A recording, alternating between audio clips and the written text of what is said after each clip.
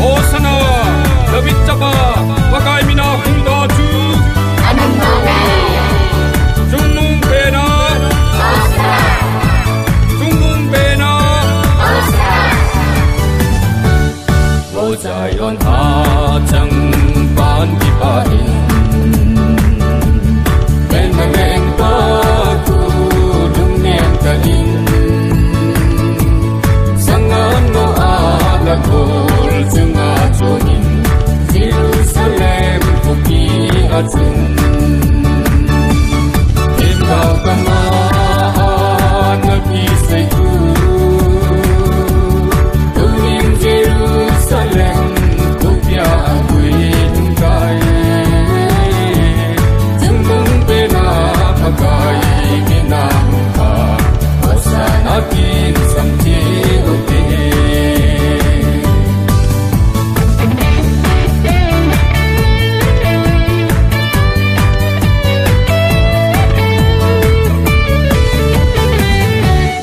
Jesus ang ano Junga Hung Jun Ipin Lusu